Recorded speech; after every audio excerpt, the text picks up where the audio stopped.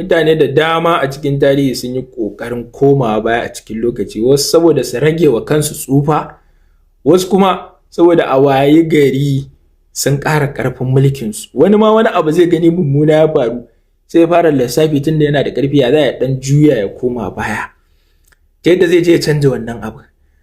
To shi fa Ahmad abin da ya faru da shi ba baya ya koma ba, gaba ya koma.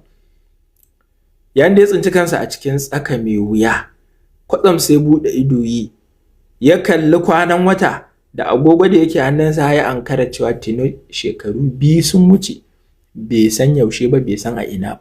Abu na ƙarshe da yake iya tunawa shine ya yi ƙoƙarin ceton kansa tun bayan sanda ya fito daga gida domin ya je ya samo wa mahaifiyarsa dan abin da za a warkar da ita na rashin lafiya da take yi.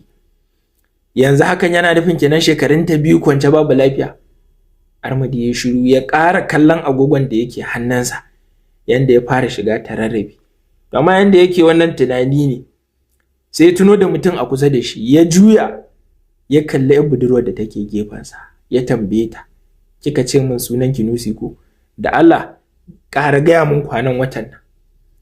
Budurwar ta ƙara gaya masa fa shekara ce ta 1853. Ahmad ya ja da baya, ya san a shekara ta 1851 ya fito daga gida.